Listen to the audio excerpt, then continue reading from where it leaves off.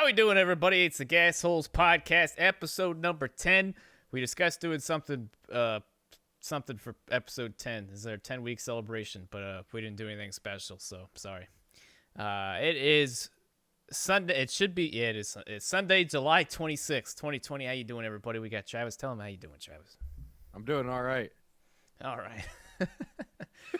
Well, thanks. Anyways, yeah, so I guess we're just going to dive right into it. All right. Here's what y'all want to hear about. The Quin incident at Texas. So we had Texas, and then we had Kansas. We'll get to Kansas. When we were recording the last episode, we didn't realize Cup was on Thursday. It's kind of an awkward one because we had Cup on Thursday, and then yeah, that was it. There's no, I don't even, do you know if there's IndyCar on Sunday? There's no F1. There's no NASCAR. You're asking me about IndyCar. Well, I thought you might know. I don't know. No, I don't. I haven't seen anything about it. So that means there probably is. So I don't. No, really, Okay, before you go into your Quin rant, I kind of spilled the beans on Twitter.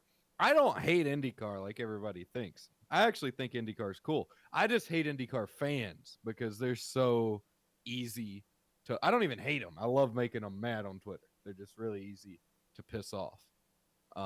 So there's my little IndyCar deal. And IndyCar's marketing department sucks, which I've actually been told by it's awful. Indy fans. It's terrible. It's terrible that they only market in the Midwest apparently, and that's like that'd be like going to fucking Charlotte and advertising for NASCAR. Yeah, but that's part of the reason why nobody watches IndyCar.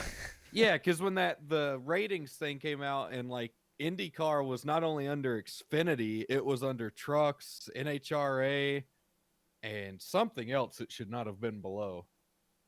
I forget what it was, but it did terrible numbers.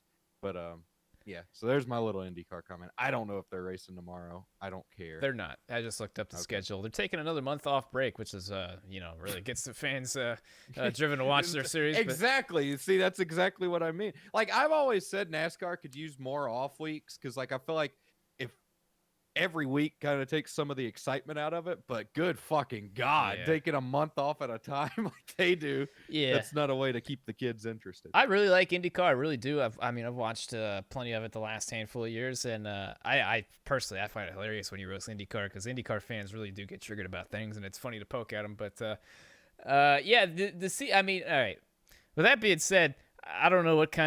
Everybody else seems to do it just fine though. So I don't know what goes in the schedule making process for IndyCar because it's. Their tracks change, like half the schedule changes every damn year anyways. So I don't know what the hell they're doing with this COVID stuff. But the year started for IndyCar. Texas put it on a poo-poo race June 6th, and the next race was July 4th. About a month later at Indianapolis. So it's like it was cool. And you had the 4th, the 11th, and 12th doubleheader at Road America, and then the doubleheader at Iowa. And that last race was July 18th, and now the next one is August 9th, Honda Indy 200 at Mid-Ohio. So, yeah, that's the biggest gripe with IndyCar. I mean, I don't know how you can get your fans engaged with anything when you take handfuls of weeks off at a time, but that's a story for another day, I guess. All right, here's the thing. All right. I feel really good talking about this Quin incident that happened at Texas, considering what he did at Kansas, but yeah, so if you didn't know, here's what happened. It was towards the end of the race. Quin was trying to get to pit road. He ended up pitting from the middle of 3 and 4. Was not clear, doinked off of Christopher Bell and Matt Benedetto, and he got roasted all the way up until Thursday. However, I am surprised. I'm pleasantly surprised. There was a lot of people sticking up for him. I felt really bad because as soon as I saw that, I was like, oh, no, you wrecked. And then I saw why he wrecked, and I was like, oh, that's not good. That's not good. It's one of those situations I was like, I didn't know if Quin messed it up or if it was on the crew chief or it was on the spotter because a lot goes into getting a car on and off pit road, and obviously there's a possibility of just Quin being stupid, but I knew it wasn't going to look good. And I knew most people weren't going to take into consideration what could have went wrong other than just Quin turning left in the middle of the corner. Yeah, so long story short, the thing that really hurt the most though is that was a brand new car and they were running really good with it. A lot of people don't remember he was running like 26th before that. However, there was obviously some crashes, but he was outrunning a handful of the guys he should have been outrunning, and I was really happy with it. So, long story short, his little side mirror fell off. The best explanation, if you want to just hear it, go to the Sunday Money podcast with LaJoy, and they had him on, and they talked about it, and it was really great for him because it was like it had that. I don't know if you listened to it, but it had that vibe. Yeah, because Corey LaJoy knows. I had almost forgot about it because they were talking about it there, and I forgot Corey LaJoy used to really suck. Like when he first came into Cup, he made an ass of himself week in and week out in the BK cars. I remember he was the only one to wreck the entire weekend at Indy once. He backed it into the turn 2 wall, and he was the only guy that wrecked that entire weekend. At least in the Cup side of things. I don't know. No, I remember when a Corey wreck was like a weekly occurrence. It seemed like even if he didn't cause it, he just wrecked all the time. That's what they said on there. It was like, yeah, I think actually Corey has wrecked more times than Quin has in his compared to rookie season. So, but yeah, it was a really good podcast. Definitely worth a listen if you really give a shit, and if you want to hear the full explanation, I guess. But long story short, his little side mirror fell off.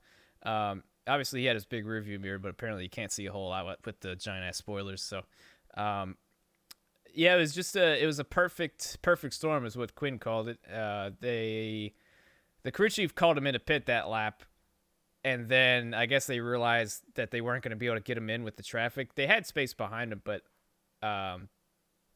yeah. So then they hopped on a different channel to try to figure out what lap or whatever. And by that time, Quin, he was told to pit, so he hit pit road, or he was trying to hit pit road, and there's nobody really to tell him where the cars were coming and how fast. That was the biggest thing. I was like, I wasn't even really surprised at it, because if you ever watch the race and see how like Quin and all the other cars he races every week, have you like the package now with like especially amount of halves. How much like it's just momentum racing now. When you're like a back marker like him, you just get ran the fuck over the entire race because you don't have any momentum and you never get a chance to get it up. So, I mean, yeah, it's just everybody's just like flying by on like a I don't know. Everybody was going fucking fast, and it was hard to get him in there in line, and they could have done it, but it was just once again it was a perfect storm. And that shit happened. Tore up a really good car, and yeah, but he bounced back. He got shit on. I think he took it like a man. He said he logged off all the social media, which I don't blame him. Apparently his wife was getting threats and shit like that. I was like, Jesus Christ, man, grow up, people, for fuck's sake. We've seen worse. Can we say fuck Brett Griffin too? I think I've said it before, but fuck Brett Griffin, man. He fucking. I get so sick of him. I don't know how I want to say this, but I get so sick of him being a Twitter tough guy all the fucking time. And especially with like Quin, where they have a segment on their podcast every week where they shit on him. And it's like, okay, whatever, cool.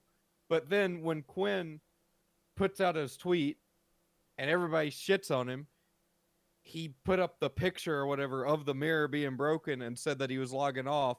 And Brett said, I don't get why people have to announce that they're taking a break from social media. Just take a break, and then invited him on their podcast where they always shit on him. It's just so it's the same thing they did with Smithley. They used to shit on Smithley, then the iRacing shit rolled around, and they just all of a sudden they loved Smithley and had him on the podcast to talk about it. It's like I don't like that podcast. And I listened to the one after Texas just to hear him talk about Quin, and I don't like them. I don't like them at all. They bother me. Freddie's all right. Freddie Kraft seems all right, but like, I can't listen to that podcast. I'm gonna be honest with you too. I wasn't like a huge. I've never really listened to the Sunday Money podcast all that much, except when the Hamlin stuff was going on. Yeah. It's not like on my list of podcasts, but that was a really, really good podcast because they let Quin explain everything, and I learned a lot. Like, I haven't been tough on Quin. And like, I'm not in the same position as Cozy. I'm not like the face of Starcom on NASCAR fandom. Twitter.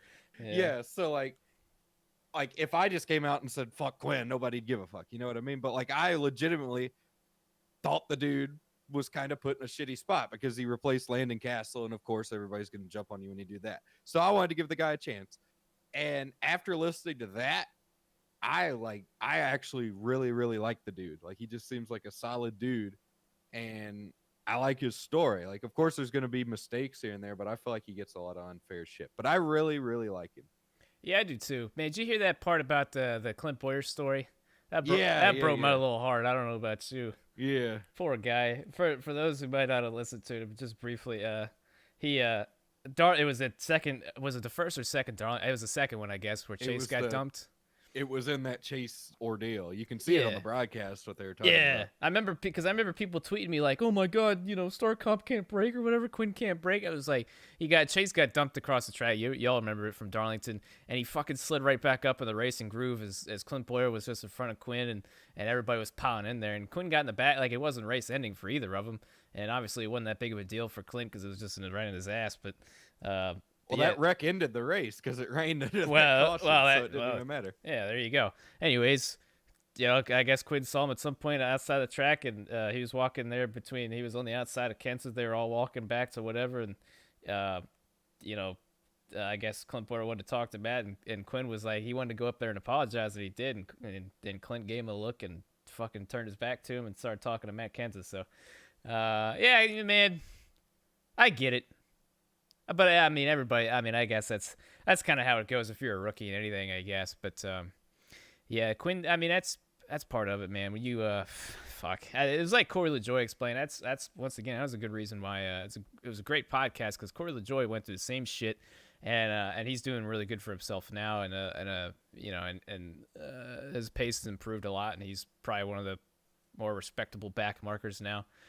He's definitely like the. He's one of the gatekeeper teams. Like Quin kind of you want the 00 to be about that speed. Usually they're not outpacing them, but they're getting there. But they're not like I try to bring it down to like NASCAR heat levels. They're like at that 3.5 star team. So if NASCAR heat did it right, it'd be 1 to 5 star team, and they'd probably be like close to 3. But anyways, yeah. Anyway, they basically lead all the back markers for the most part, but they're not on that next level. So, but yeah, it was a great podcast because you just like you either fast at the Cup Series or you're slow, and when you're just thrown into that slow group like Quin is, it just everybody shits on you regardless. So, but he's done really good. I'm proud of him. He didn't seem to let that shit really get to him, it seems, because he's gone through a lot of shit, especially on social media. If you gotta take a break, But we'll talk about it later in Kansas. But I was really proud because he's had a couple races this season where he had a minor incident, he hasn't had a whole lot. Texas was obviously the biggest one of the season for him. That was just a rough go at it. But had timing too because everybody was jumping on him. Yeah. Oh yeah. That was awful time. But any time where he's had a little instance where they were pitting what it was a Homestead, and Logano got in the back of him because Quin was trying to get to his box and say right on the lead lap, and people were complaining. It's like every time something like that happens and people start flaring up again, he goes back out there and he gets a good result the next time out. So, next time out. So, yeah, he finished. He finished 24th at Kansas. I mean, we'll get to it eventually, but yeah, I'm really happy. I'm real happy with him, and I think he's done. I think he's done the best. People just give him a bad fucking shake, and that's what just people. And once again, that's how it's always going to be. But I definitely encourage everybody listening, step back, consider all the circumstances for all the drivers, and proceed forwards. I guess I don't know. You got anything else you want to say about it? No, but I want to talk about my driver. All right, let's hear it. So I'm a BJ McLeod fan. I have been for about a month now, and he really, really ran bad at Kansas, but finished second to last, I believe. Yeah, he was, wow, he was way off. Yeah, that's right. I heard something about that. It was like the worst that competition caution. It was the worst 25 laps of his Cup career or whatever. He is the nicest guy ever. This was his quote on the radio. He described the car as the worst, or he described it as the worst 25 laps ever since I started running a Cup car. And then he says, "We knew what we brought. I'm not mad at you guys. Thank you guys for trying." And then they went on to finish second to last. But just what a good guy BJ is. Yeah, you gotta respect that. God, I love BJ McLeod. Honestly, I never am one of those people who wants to meet a NASCAR driver, but I want to meet BJ and shake his hand. Of course, if social distancing guidelines allow me to. I don't want to have to cover all my bases there, but maybe I'll wear a glove. We could wear gloves, masks, hazmat suits, or whatever. I just want to give him a firm handshake because I have a ton of respect for BJ McLeod. Yeah, he's a good guy, and he's He's definitely the kind of guy you root for sure. Being a back marker. I mean, he'll get the most out of the fucking car. He's one of those guys. He usually hustles it, but I knew it was bad because I saw because again he's one of those guys that if he shows up in his car, he's one of the guys that's gonna be fighting Quin, right? And I noticed he was like, dude, he was 2 laps down I think before the competition caution came out. And usually, like at a competition caution, a mile and a half, that's usually like if Quin's on it, he won't go a lap down before the competition caution. But if he's missing some pace, and it's gonna be really close, and a lot of times he will go a lap down. And I noticed BJ was already 2, and I was like, holy shit, that must be really bad. But yeah, we should start a segment. We talk about how our drivers do every week from the rest of the season. Oh yeah, have a little. I'm new. I love this. It's a whole like people roast when you're a fan of a not top driver, but it's kind of fun, especially like in your situation than even mine with BJ doing his own thing. Like we get to see him progress. Like Indy, I was fucking hyped because BJ finished like 23rd or whatever. Like that was really good. And like you said, BJ's one of those guys. I feel like he gets the most out of whatever he's in. But he's a really nice guy. But I think it was Dega. Somebody got lippy with him on the radio, and he basically told him, I forget exactly what he said, but he said, "I'm not one of these regular guys" or something. Yeah, they wanted him to push it, but he wanted to bring the car back home in one piece. So it was something along the lines of that. Yeah, I remember that.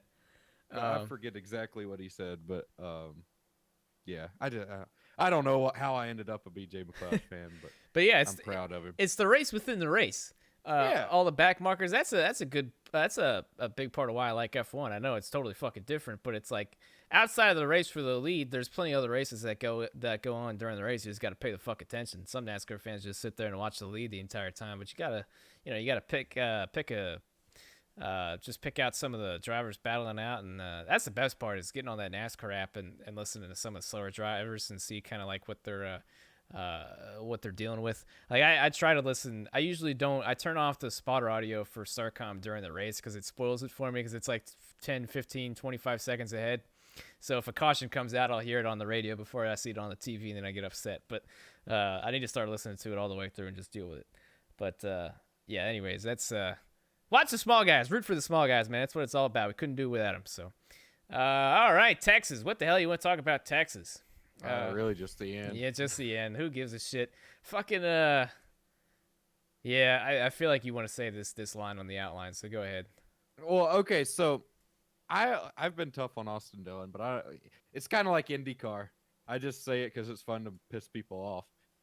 Austin Dillon's not terrible. He's not great, but he's not terrible. So don't take this as me like trying to discredit his win, even though it'd be really easy to discredit all 3 of his Cup wins. Yeah, I mean. He proved on Sunday everything that's wrong with this package. And it's not his fault. It's not his team's fault. They did the right thing, and he executed. He drove, and he defended great. But there is no reason that somebody should be able to stay out on old tires like that and not even really have to put up that big of a fight. Like, nobody could pass him. And it bothers me. And part of it falls on Goodyear, I will say. Part of it does the fall on tires always suck at Texas. They just don't wear. Because I guess that's one hell of a commercial for Goodyear because they had a fucking invincible tire. But I don't see how you can watch that and be like, man, that's right. That's good. You know what I mean? Like, I see people try to defend this shit. And I don't understand it. I really don't understand it. I get that, like, I'm not even going to say, some people say it's made racing at some places better. I don't think it's made racing anywhere better. I think it has kept racing in some places good. Like Kansas is a perfect example. Kansas did not get worse after this package. I think we can all agree on that. Like, it's just as exciting as it was. But aside from that, maybe trying to think. Makes the restarts better than after that. Who gives a shit? But like Kansas and Chicagoland, maybe, are like the only 2 I can think of that haven't been made worse by this. I don't know. So I get Chicagoland this season, so I'm talking about last season. The race was still pretty good there. I don't know what the hell happened. Oh, that It was the the Larson Bowman and yeah. Larson. Yeah, okay. I mean, I it don't was remember a the rest of the decent race, race. but yeah, they definitely made some But passes back and forth. So I guess that's yeah, something. that was a decent race. I'm just saying, like those two are the only two tracks I could think of that haven't been made considerably worse. So I don't know, but yeah, Austin Dillon, he single-handedly proved everything that's wrong with this package on Sunday, everything. And I'm probably good for him. He won. It's also I like it because it shakes up the points and everything, makes it exciting. We've had 2 surprise winners, but yeah, I was gonna say nobody really banks on Austin Dillon winning every year. So I guess when he pulls one out of his ass, I'm cool with it. I mean, I like seeing somebody else win. Other than Brad Keselowski or Denny Hamlin or I don't know somebody else. But yeah, I mean, once again, everything was wrong with the package. You take a midfield team with tires that don't, and it's like, how did nobody else think of that? Like, Jesus Christ. It's just, RCR stayed out, and they finished one, too. Great job, everybody who worked on this aero package. Like, good job. And it's fucking, like, Texas, like, it was a disaster. Absolute disaster. On to the next shit. So NASCAR announced that there's not going to be any practice or qualifying for the rest of the season.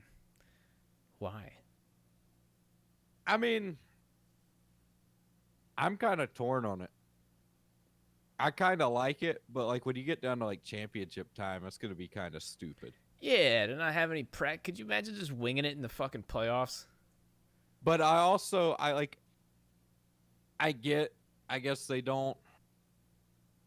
I don't know, man. Like I get it because I guess they don't want teams to have to like worry about backup cars and shit. But like at the same time, if we're going back to one race a week here soon, I don't think we're doing what this week was the last week we've done a midweek race. Yeah. I don't see like the reason why they couldn't at least do qualifying, even if they don't want to do practice. You know what I mean? Or a 30-minute practice, qualifying, and then race. That's the biggest thing. I don't understand why they can't do a 30-minute. Could you imagine? I was just thinking that. Like, could you imagine like any like playoffs or anything for any other sport, and they just like can't practice or warm up whatsoever? They just go out there and play. Like, I don't like comparing sports like that, but it's like, I mean, if you're gonna if everything's on the line for these 10 races, you gotta give them at least like a 25-30 minute period just to fucking get everything and just have a little bit of a warm up. But I mean, really, if they wanted to do it, they could do like an open qualifying style thing, where they just do like a 30-minute session, use it as practice, and that sets the field, like your times, you know what I mean? So like you could focus on getting your car good for the race. You could go out there, set a hot lap, whatever you want to do, but then you couldn't complain about there not being practice. So I don't know. Everybody's saying the Daytona road course is going to be chaotic because of no practice. I don't think that's the case at all. I think we're actually going to see a fairly boring race because everybody's going to be so scared. Oh yeah. With no practice, I don't think it's going to make the race exciting at all. I think Xfinity and trucks will probably be okay. ARCA's going to suck because there's only going to be like 8 of them out there anyway. Yeah. But Cup, everybody's just going to pussyfoot it most likely. I think there is one more doubleheader, and that's Michigan, which, that's real great. Is it a midweek thing, or are they doing like Saturday, Sunday? It's Saturday, Sunday. Oh, okay. 4 p.m. and 4:30 start times. Jesus Christ. Yeah, that's the worst thing is not having any practice for that Daytona road course. That's almost worse than not having anything for like how I just don't understand that going to a new road course like that with some pretty high braking points all around and just not letting everybody have like a couple warm up laps or something. That's and everybody's just gonna limp dick it. And it's gonna be a sour race. That was once again I go back to that Martinsville race, the Mother's Day I wasn't that were around Mother's Day, but what it's supposed to be the night race, the Martinsville night race. That race kind of was not good. I just think an hour, like 30 minutes to an hour practice to let everybody get a good baseline and get kind of competitive. That way, because I don't know, just the field was just kind of spread out, and everybody everybody was dealing with their own shit with the cars that sucked. And instead of side to side racing, we just had everybody trying to limp dick a bad setup car, like just they just winged it. They just throw in some setups, hopes it works, and if it doesn't, then good luck. Like they're explaining, was it during Texas?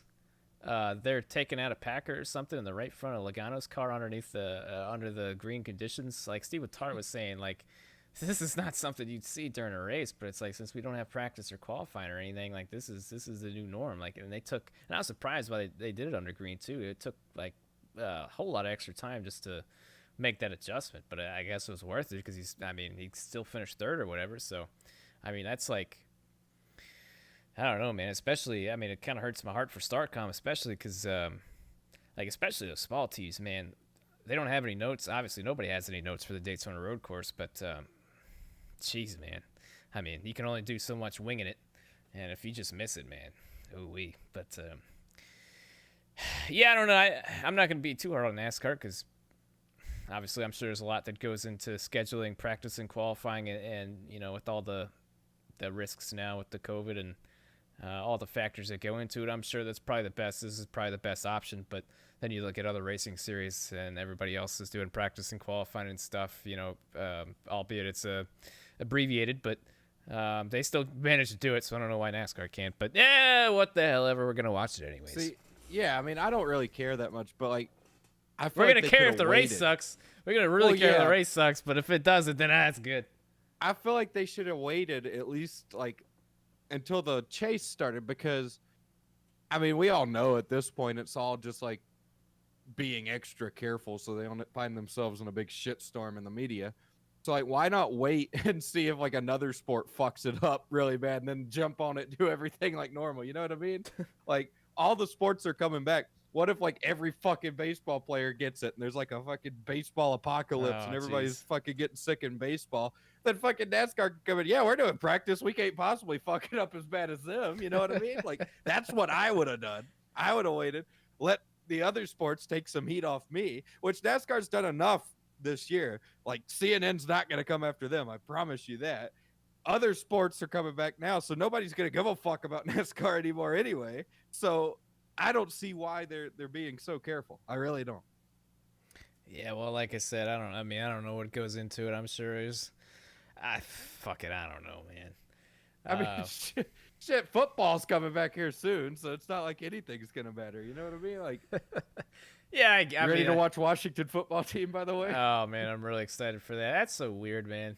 Am I gonna have to take a black Sharpie across all my Redskins? Oh, excuse me, my football. Don't cancel me, guys. I've been a Redskins. Fuck, I was. I've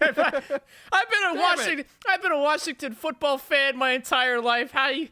Fuck, man. These are weird times. The head wobblers came after me on Twitter because I roasted it, and here's my thing. Like, I get it. People are like, oh, it's hard to change a multi-billion-dollar thing, and people stole the names and all that. I get it. I get it.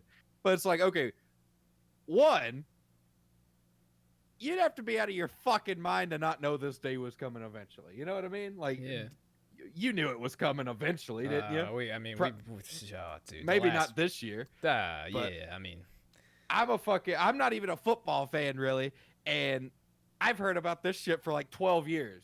Oh, at least. Yeah. It's been going. I mean, yeah, it's been. We all knew it was probably going to come and it was probably going to happen, but it just never did. And we kind of all in the back of our heads were like, yeah, maybe it won't. Maybe it won't. Dan Snyder always said he wasn't going to change the team name. Yeah, but then Nike was like, we're not going to support you anymore. It's like, oh, now we're going to change it around.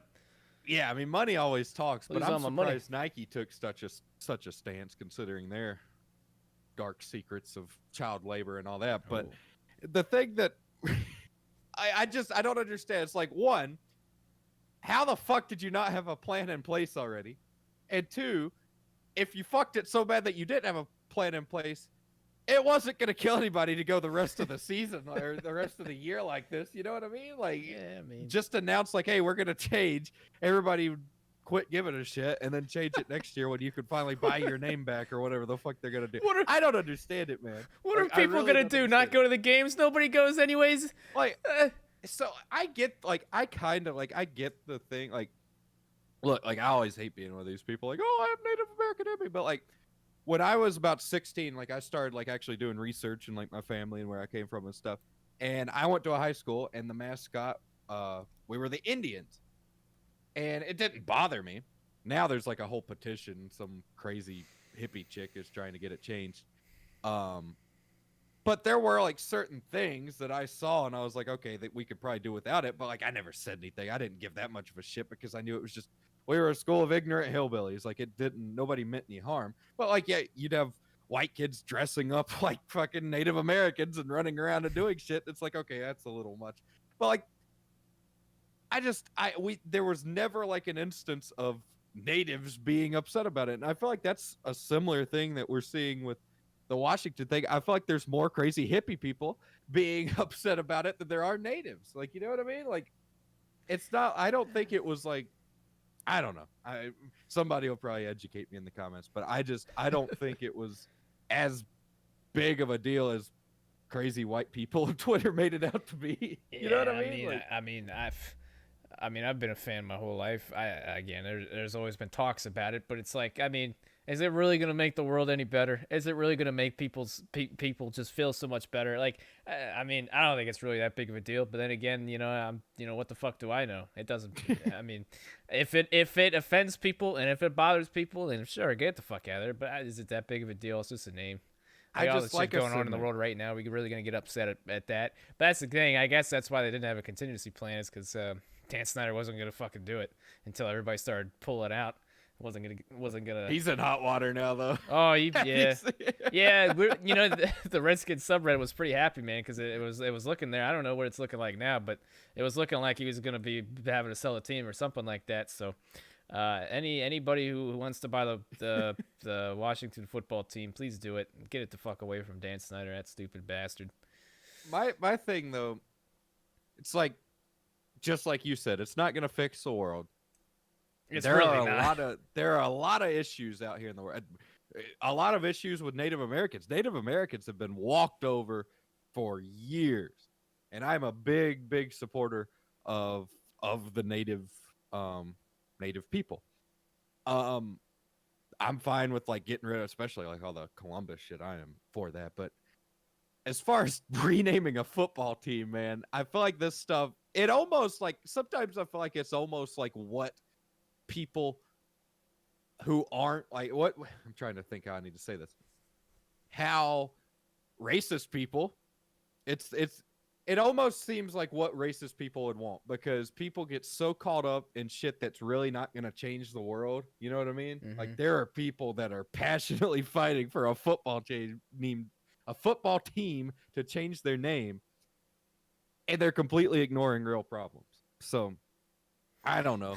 Whatever. The mob, you give an inch, they're going to take a mile. As soon as the Redskins announced they were going to change their name, there was an article out about the Texas Rangers needing to change their. I'm sure sure there's a whole the Braves, I'm already ready for it. The Braves are going to have to change their name eventually. Yeah. So it's like, eventually, what are we going to do? Are we just going to start naming teams inanimate objects? Because eventually people are going to be mad that you're naming them after animals too. So like, what are we going to be? The Atlanta mailboxes, the fucking Tampa Bay light poles, the fucking New York's already got the Jets, I guess. So like that's good. But like, it just, but then again, you start talking about 9/11. I'm sure somebody will get upset about that. So like, when are we going to change?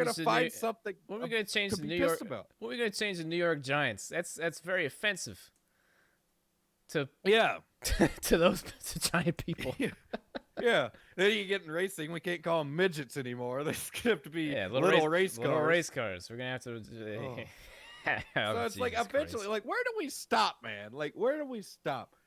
Like, can I move a segment up in the outline? Yeah, go ahead.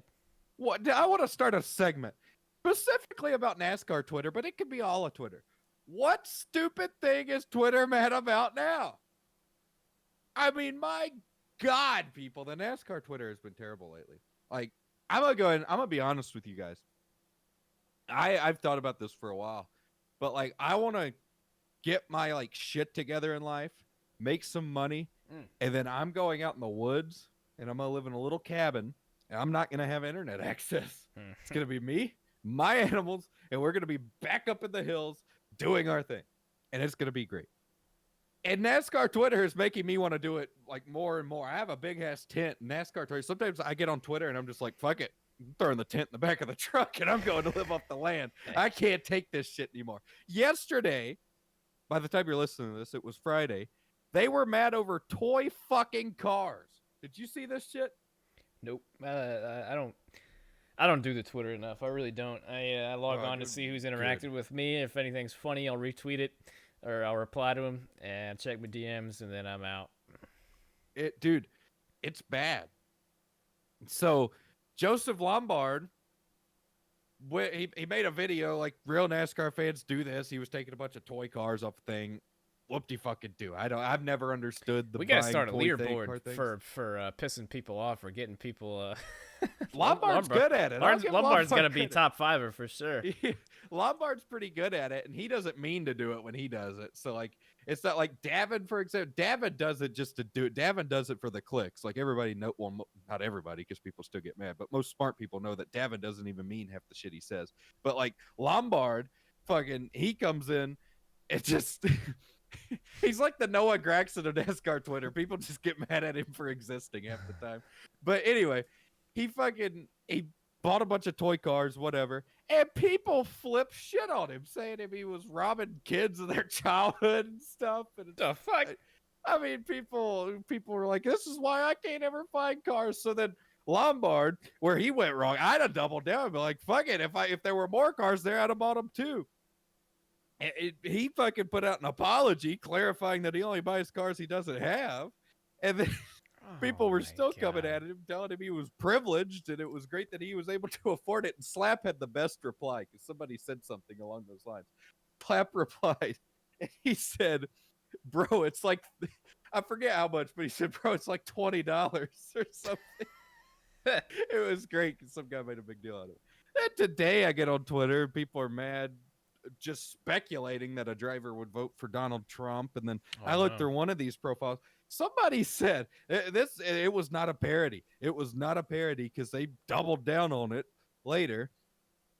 This crazy person was saying that correcting people's grammar and making fun of grammatical errors was a form of white supremacy, and said that SATs were just scoring your whiteness, and that basically if you were white you could just play the system and automatically be a genius or something. I don't know, but it blew me away. But anyway, so I'm just going to start a thing. What stupid thing can NASCAR Twitter be mad about now? Because every day I log on there and I lose hope, because like I said, every day it's a fucking, half the time it's a non-issue.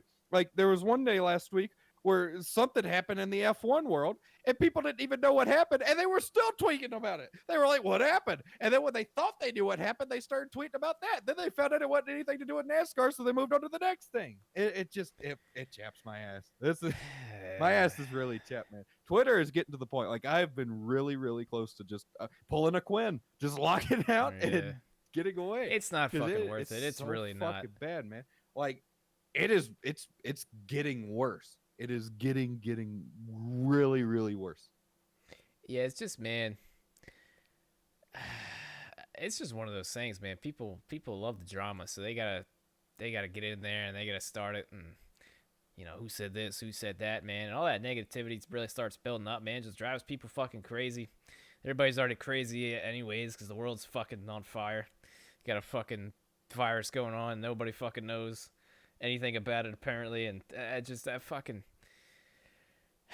man, fuck's wrong with people, man. I don't know, dude. Like, we're like, mind your own damn goddamn motherfucking business. Like every once in a while, something like I remember when like the big deal on NASCAR Twitter was that crazy Chase fan. That chick, remember, she'd always say something stupid and everybody jump on her, and it was like, all right, it's cool. But now it's like a battle to see who could be the most woke, and then as soon as you say one thing, everybody jumps on somebody. And it's just like a constant war zone. It's really bad. Like if you see this guy now who hates Blaney and everybody's on his case, he's a YouTuber. I forget his name. Now, why does he hate Blaney? I don't know. I don't know. He just basically shits on Blaney and everybody jumps on his case. Oh, I'm sure they probably do. Well, so that'll probably be the thing. If it's not people being mad about that, it's people being mad about Graxon. If you say anything positive about Graxon, here comes everybody saying he's a fucking sexist piece of shit. It's like, okay, whatever. We've covered this one before, but like, I don't understand it, man. Like, Man, we kind of had a segment like this last week. I think I just every week I'm just gonna try to fit this in here.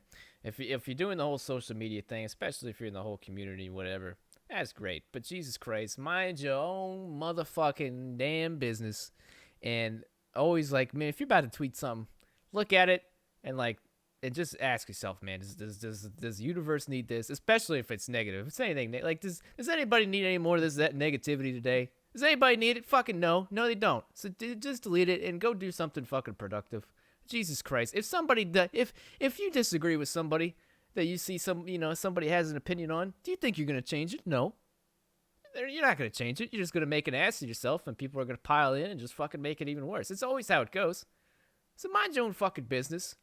Spread the positivity. Go out and fucking do. Well, I guess you can't really go out and do anything, but fucking go watch a movie or something. That's way better, anyways. There's plenty of good movies out there or something, man. There's people just keep on piling on each other. We don't fucking need it. All right, all right. What do we got now? Did we talk about Indianapolis? We're going down to a quarter.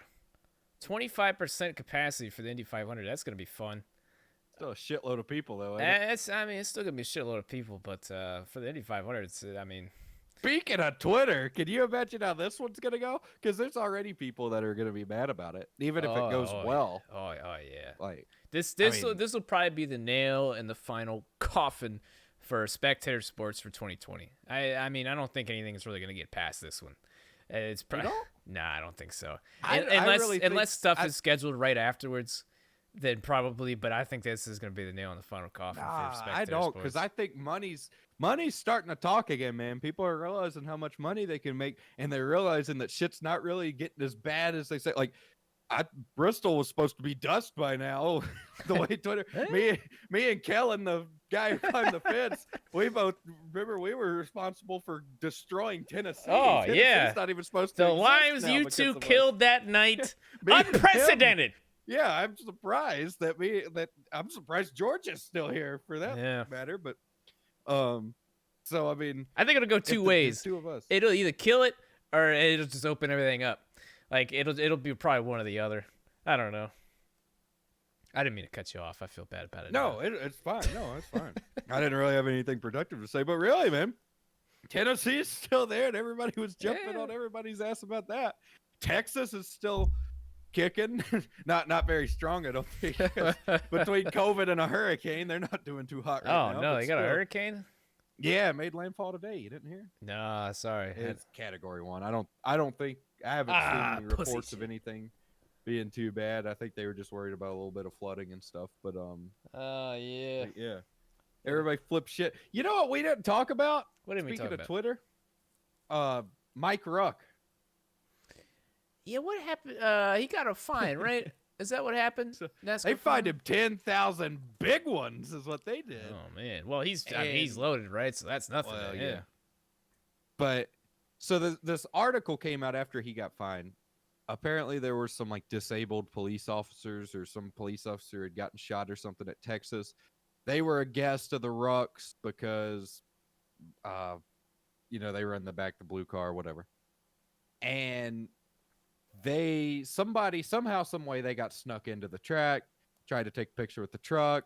Security told them they couldn't and kicked them out, and they didn't want to leave, so they got cops involved and were going to have them trespassed or whatever. Well, they finally got it resolved. They weren't supposed to be in there. Nobody's really supposed to be in there. Well, an article comes out on, I guess, one of these guys' website or something, and he put out an article saying that NASCAR tried to have wounded police officers arrested or whatever and all this stuff. So it went to shit. And then Mike Ruch put out a statement, and I forget what he said, but basically he said that he wasn't the one that snuck him in because he was in a suite and was invited by NASCAR. He posted this all in a notepad thing. It's the signature apology or serious shit move. He put it in his iPhone notepad, but this dumb bastard uses light mode, so it blinded everybody. But yeah, he typed out a thing, had several grammatical errors, basically got ripped to shreds in the replies. He and Danny B got into it. Oh. Yeah, it was it was something. It was something. Sound so it was. Who did they try to? What was wrong with him? Nothing was wrong with him, but it was like cops. Yeah, they were cops or something. But the thing was, Mike, even though Mike put out this horrible statement, he kind of contradicted everything they said. So it's kind of like everybody's pointing fingers in different directions because Mike never really acknowledged why he was fined, but he said it wasn't for that. But he was listed as the hauler driver, but he wasn't driving the hauler. So it's What like the an onion, hell? folks. There's a lot of layers here, and yeah, so I don't really know. I don't think anybody knows what happens, but everybody knows that what the article said was bullshit. Most likely what Mike's saying is bullshit, and NASCAR's not going to tell us anything like usual. So we're all just going to be left wondering. I like those people though. They got upset. What did you say? They were wounded cops or whatever, and they tried to sneak in and they got in trouble. I think. Yeah. Like that's great, but like, Jesus Christ, man, fucking knock the entitlement down just a little bit. Like, Jesus Christ, nobody's supposed to fucking be there, and you show up, and dude, and they tell you to get the fuck out, like, because you're not supposed to be there. They know they weren't supposed to be there. I'd be willing to bet too if they went about it like said like, look, here's the deal. They probably could have worked something out. I know they could have. Like 100% they could have worked something out where they were allowed in there to take a picture with the truck, but just fucking try to sneak in or whatever. That's never going to work. Yeah, Jesus Christ. Get the fuck out of here with that shit. Especially if they're like, they tell you to get out and they're like, nah, we're going to be here. Fuck out of here, man. Can't be surprised they tell you to leave. They were saying it was NASCAR's against the Back the Blue movement or whatever. Fuck These fucking dumbasses obviously don't realize that NASCAR's blocked paint schemes before. Remember they did it last year with Slayer and JJ. Yeah, they've done it. If they were against the movement, they wouldn't allow all these Back the Blue cars. Well, because it was demonic or whatever. I remember that shit. That was fucking stupid. That was really, really stupid. It was. But yeah, what a fucking. I guess we'll probably never hear the end of that. The whole, how do you say it? Ruch? I think so. I've been calling it Ruch. Saying Ruch. Yeah, I like saying Ruch, but I think it's Ruch. Yeah, then it should have just been RUC. Take the H off. That's Ruch. Yeah. Anyways. I remember when she was Cope. I don't know where the hell this guy came from. Yeah, I don't know either. I don't know. Oh, my God. Story for another day, maybe. I believe that brings us to the Moonhead Mailbag. Oh, boy, my favorite. askmoonhead@gmail.com. Hit us up there. You guys did really well. We had a lot of questions this week, even though we didn't really promote last week's podcast. Why didn't we? Did we say something bad or something? No, what happened was it ran late, and I was just so fun. The problem with it is we do this shit every Saturday night, and by the time everything, like, I get it done and fucking on YouTube, it's like 7 in the morning, and I'm just fucking like, I'm like 10% alive at the time, and I'm just like, I'm just fucking dead, and I still have to do the fucking, that's like, if I still gotta do the damn the timestamps and all that shit, and get a tweet and then try to find a clip or something to post. I'm always just, I get to the point where I'm like, fuck it, man, I'm not fucking doing it this week. So hopefully, I think we got an earlier jump, believe it or not, from FTF this week. So I think we'll be all right, but we'll crack open a Red Bull at least. Moonhead Mailbag, what do you got? All right, first one. The pole position goes to Cooper from Minnesota. He writes, Hey. I've been thinking of starting my own NASCAR podcast soon. Any advice on things I should/shouldn't do, or things you guys think I may absolutely need, other than the obvious computer, mic, etc.? My biggest piece of advice is just stick with it. Don't force it though. Like, don't just kind of sit down and rant. I will say it's a pretty saturated market. Oh yeah. You got to definitely be unique. Yeah, be unique for sure. But just have fun with it, man. If you're enjoying it, don't focus on, and this is kind of advice for anybody. People come to me or like DM me or come and stream sometime and like ask for advice for new streamers or content creators or podcasters or whatever. And biggest thing I can tell you is just don't focus on the views necessarily. And if you are going to focus on the views, focus on them in a comparative sense. So like find somebody with a similar size following. So like if you've got 10 subscribers on YouTube, go find another channel making the same shit as you that's got 10, 20, 30 subscribers and compare there. Don't go look at Cozy, because it's just going to be like a kick in the nuts when you're getting 20 views and Cozy's getting 10,000 views on his NASCAR heat. So don't focus on the views, but if you do, compare them to people your size. Things you absolutely need, really just a decent mic and Audacity. Audacity is a free program. Get that, so if you fuck something up recording, it's really easy to edit in there.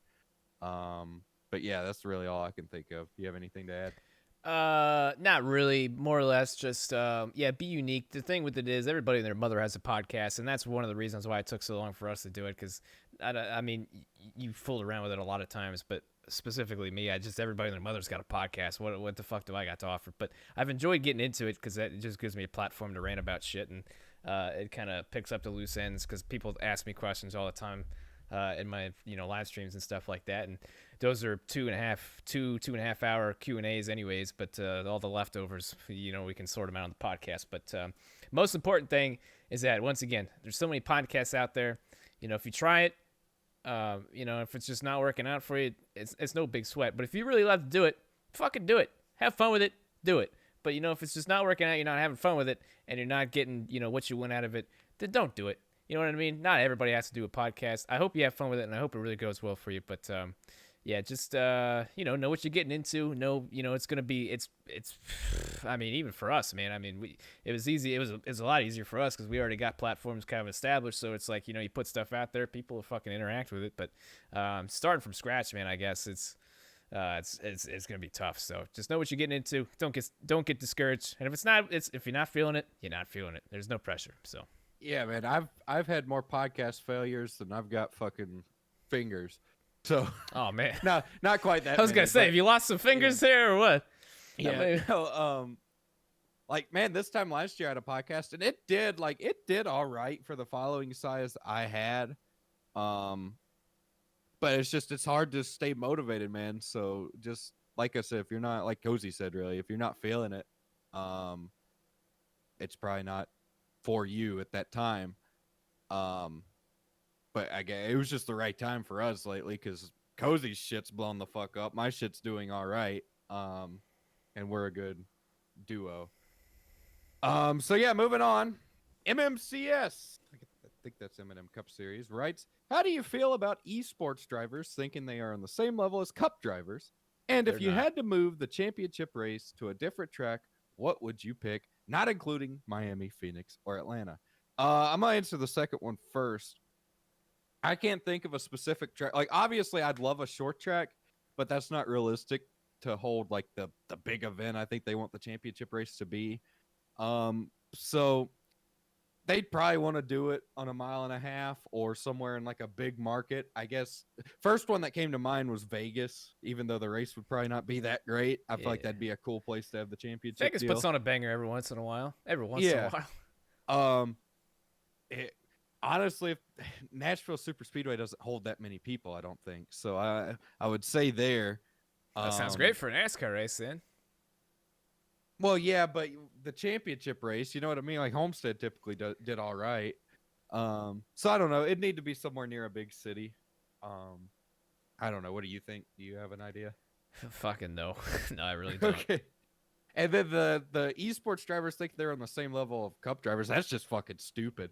Not to discredit what they do. They're the best at what they do, but they're not on the same level as a cup driver. You know what I mean? It's like fucking best Madden player in the world is not in the same level as the best football player in the world. That's not shitting on the Madden guy. The Madden guy's the best in the world at what he does.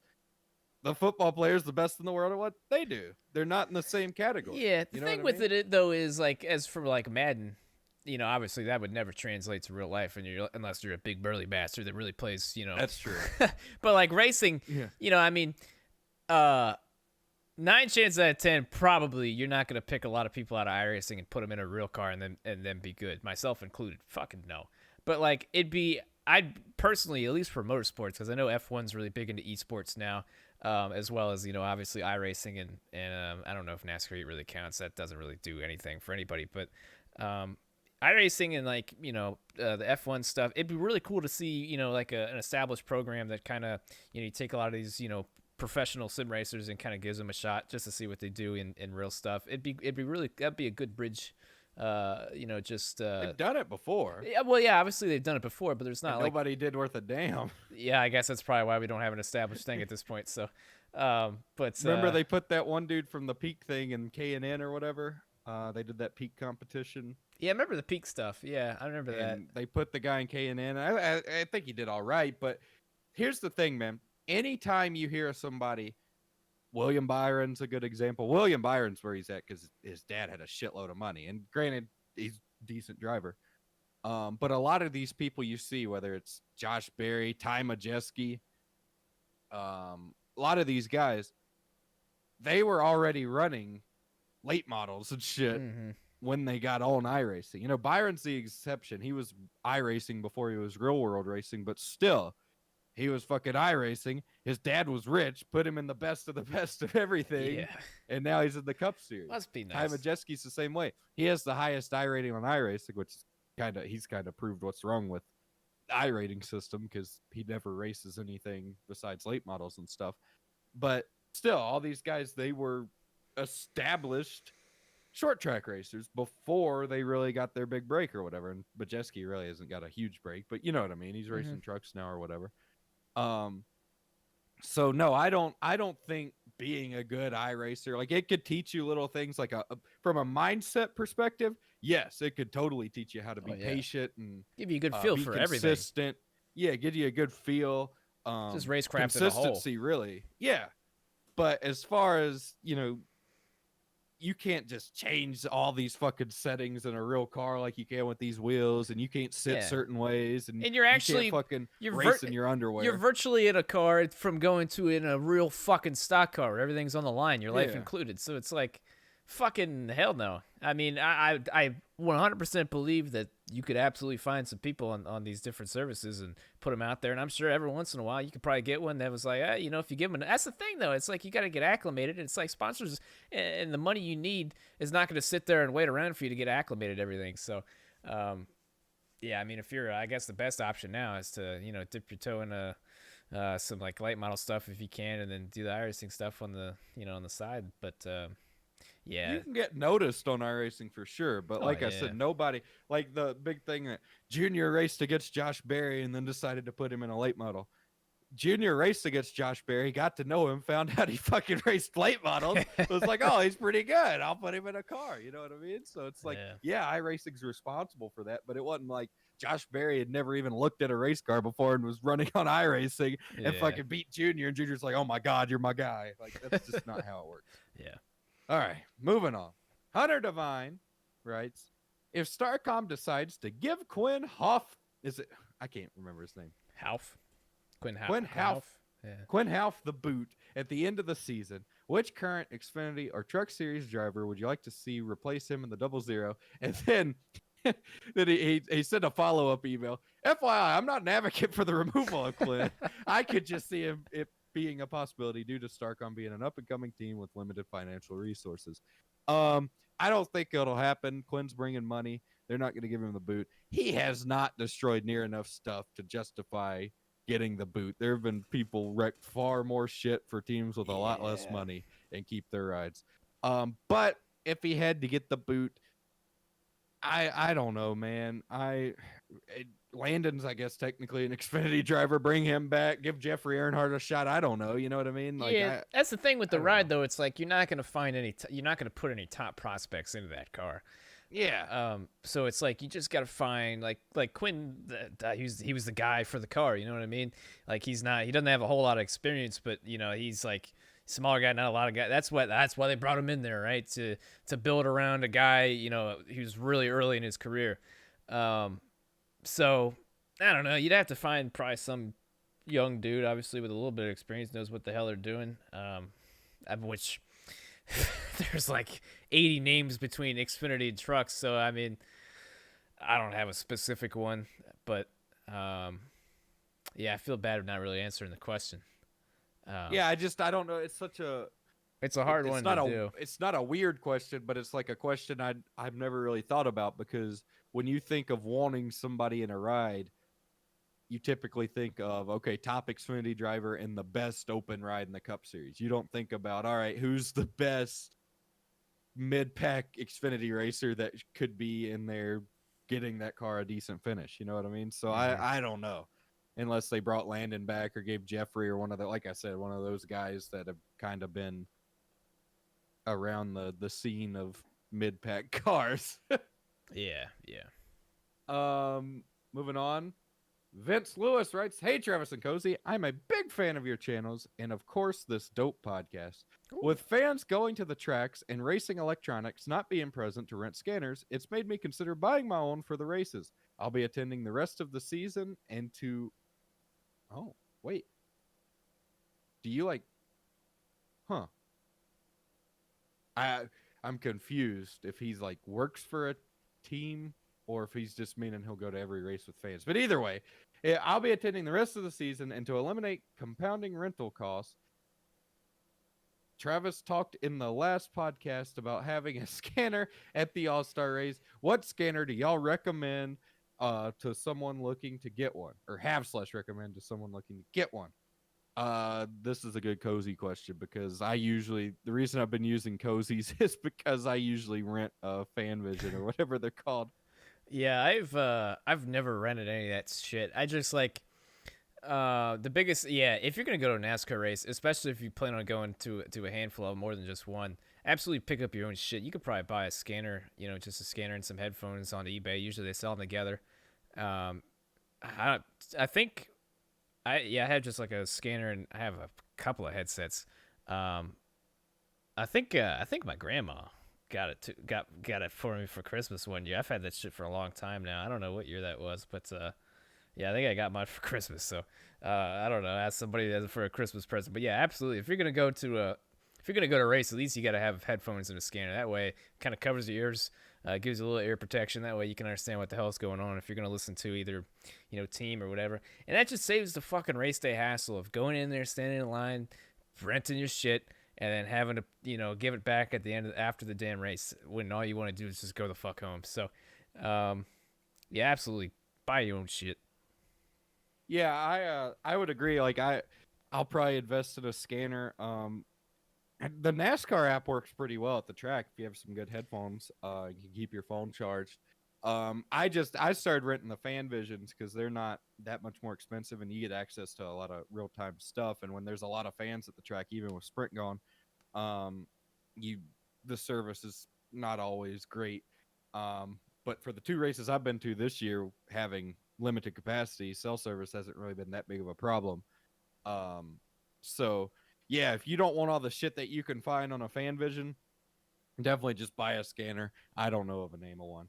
And then he followed up. Also, Kansas City is home to a mighty fine track, the best quarterback in the NFL, and has the best fucking barbecue in the world. What do y'all think about coming out for a weekend and watching the most underrated track on the circuit and eating the best barbecue you can get? Man, I've said for years Kansas is the best mile and a half. It's been like that for a while. I think it passed Atlanta a few years ago. It's just been great. I'd be down to go to a Kansas race. Yeah, I would be too. Fucking barbecue, hell yeah, dude. That was the one thing I was telling you about when we went to Talladega. Like, that was the first time I'd been to a new track since I went to Martinsville. So, it's kind of fired me up, man. I really want to go out there and experience other racetracks and just different locations I've never been. I'd be down to go. I don't know how fucking far Kansas is from from Maryland, but it's a ways. So I'd absolutely be down to go though. I've never been to a mile and a half though. I don't think. Yeah, I've never been to Kansas. Yeah, I flew over it. Does that count? Does that count if you fly over a state? It doesn't. No, you gotta okay. Foots is on the ground. Okay, because I don't count like Kansas and all the states I flew over to get to Colorado, but I didn't know if I could. I didn't know if that was something people do. And then he said, P.S. How's that P.O. box coming, Cozy? Winky face. Oh, fuck. Yeah, I was really I thought I recognized that name. He's been in my Twitter DMs for at least a year now, trying to PO box me something. I haven't set one up. I was about to set one up, and then the coronavirus hit, and I told him, I was like, dude, when everything rolls over, I'll go in there and I'll do it. But I didn't bank on this taking the entire year for us to get to get over it. So maybe I'll just bite the bullet, put on my mask, go in there, and try to set it up. Yeah, sorry Don't about feel that. bad. I still got baseballs from season 1 Tits home run awards I got to send out. I got our trophies, like the home run derby bat, and Yeah. then the penis, and then the I think I sent one ball out, but it's just it's such a hassle to go to the damn post office now. So I don't know. A PO box, man. Like, how much does that? Is it a yearly thing, a monthly thing? What's the deal with that? Have you looked into it? I think I googled a little bit. It's like I'm sure you can pick out a plan, whatever works best for you. I gotta go in there and figure it out though. That's the thing. I don't want to. See, I'm in a dick measuring contest with my mailman right now. Why is that? So where I moved, it's a rental place. So obviously I knew I'd probably get some old mail. I always would put the flag up and get them to take the old mail out. They put one of those vacant slip things in there. I filled it out. I get another one last week. Apparently it was a substitute mailman threw it out, so they never got the stuff updated. So now I'm still getting a bunch of old mail. I'm still putting the flag up because I'm not going to throw away people's mail because you never know what it could be, even if it looks like something minor. So I'd rather send it back to the post office, let it be their problem if they want to throw it out. Because I don't give a fuck if somebody's getting a check for $1 million and I throw it away. I don't give a fuck. But like, I don't want it coming back on me. So I put it back in there. Last week, I put all the mail back in there because none of it was to me. And this asshole mailman decided to look through it all. He found one piece of mail from like a law office or something that said "or current resident," circled it with a Sharpie, and put that one piece of mail back in the mailbox. So now, not only am I not filling out that slip, I'm letting that mailbox fill up to the point that it's ready to bust, and he can deal with it however he wants to deal with it. I am not like I am sick of him. I really I looked at I was like, I know mailbox laws are like iffy, so I'm not gonna do it. But I was like, man, could I just start stuffing like garbage in my mailbox so like this guy just has a big headache when he comes to my house? But I'm not gonna do it. I'm not that petty. I'm gonna wait and I'm gonna get this thing filled out and I'm gonna put it in there with all this other mail and they can take it. And if they lose this one, I don't give a fuck because I don't need mail that bad anyway. So I'll probably be back at my old house here soon anyway. I'll be out of here again and waiting to move somewhere else. So it's not that big of a deal. Only thing that comes in the mail here, I think, is the fucking water bill, and I could probably figure out a way to do it online. Mm-hmm. I do all my other shit online. So that's some mailception right there. Fucking the Moonhead Mailbag. Yeah, like mail. Man, I've been in several dick measuring contests in my day, and traffic or like the 2-person merge lines at McDonald's where people think they can cut the line. You can't cut the line with me. Yeah. I'll put you in the fucking kitchen before I let you cut line on me. But right. Anyway, a mailman dick measuring contest was not really on my 2020 bingo card, but so be it. He can come knock on the door. He can deliver. They can send the guy out here with the little pouch and let him march and come up to my door and bring me my mail, and we'll have an adjustment, like Mike Harmon said. I'll tell you, I'll give him something to circle. But anyway, Corbin, sorry, I got a little bent out of shape over my mailman, but that pissed me off when I found it. Corbin Holtquist writes, howdy, fellas. I used to be a big NASCAR fan and then fell out of tune with the sport. I am just now getting back into it and learning everything that's new with NASCAR. I've never been to an actual race, but love to go to one. What track would you guys recommend for a first timer? Also, love the podcast and YouTubes. Both of you guys are great. Hope to bump into you two at the track in the future.